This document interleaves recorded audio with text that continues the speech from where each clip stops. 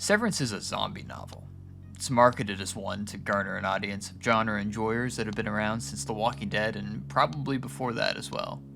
And while the survivors of the story take similar precautions to that found in any survival guide you'd find on the internet, the creatures themselves are just husks of humans. There's no desire to feed or stay alive. They simply wander around doing the tasks they performed before their minds left. They no longer are, but they continue to be. Severance is not exclusively about this familiar apocalypse. It crosses back and forth on the timeline of Candace Chin's life. Her experience in New York slaving away at a publishing job, reflections on her past, parents, and origin of birth in Fuzhou, and of course, an apocalyptic road trip with a group of survivors that slowly transforms into a religious cult.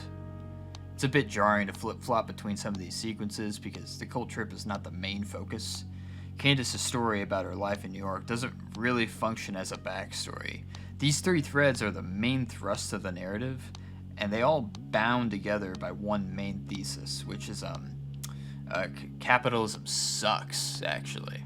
There's a lot to say about just how many facets and levels deep we can take a discussion about how bad the system of capitalism really is, but I want to just focus on how it's utilized as a piece to this narrative's puzzle.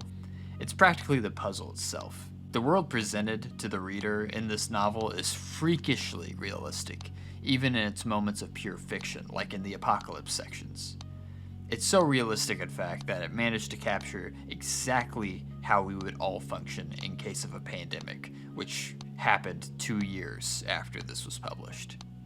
The Shin fever, as the specific disease was called, was ignored more often than not in the months leading up to the eventual crescendo. When it was brought up, it was during business meetings, as a few warnings to make sure the employees continued working through it, or during small talk where someone would mention that someone they knew had it, and the other person, often Candace, the main character, would offer a weak condolence. The economy tried its hardest to ignore the fever, until finally all the cogs in the machine just stopped. The Shin fever at no point is the problem. It's an extension of what the problem truly is, which is, company profits over lives. This is given a clear example early in the book, where Candace has to make a phone call to a customer that their supplier in China had to shut down due to the fumes from the plastic gems they manufactured, which killed most of the staff due to lung damage. We later learn that the origin of the Shin fever began pretty much the exact same way. It was just able to spread and cause more damage.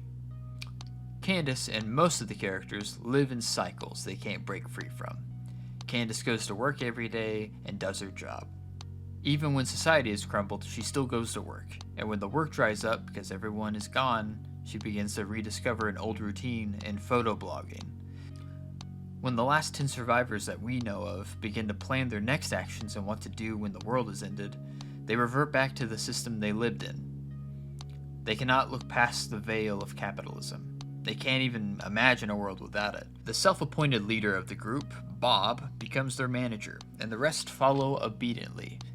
They fall back into the mindless state of working a 9 to 5. Even when they ransack houses of corpses who cannot stop repeating their routines, they still go through the motions of their system, with each person fulfilling a role on how to get supplies. The thing about accruing capital and saving money and only affording yourself time for work is that it strips you away of your humanity. You do your job, and the money you got stays in the bank. Before the Shin fever originated, these characters were already dead.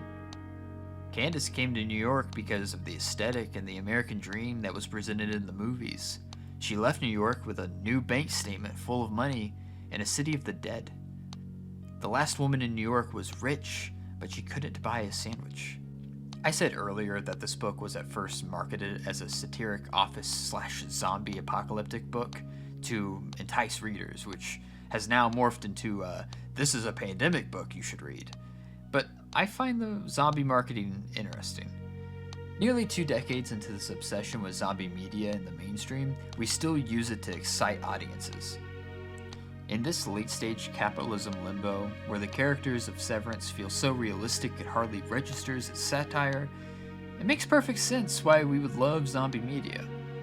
We want to believe that in case of a mass public becoming corpses, dead set on eating any living thing, we would rise above that, you know? We would fight back against the consumerism and complacency these monsters represent.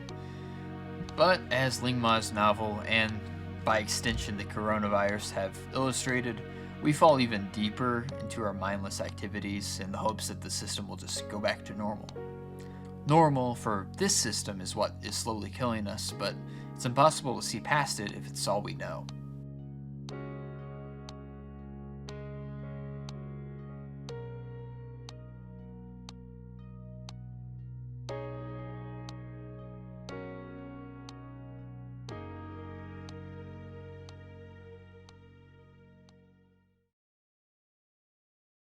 Wow. I didn't even get to talk about The Last of Us.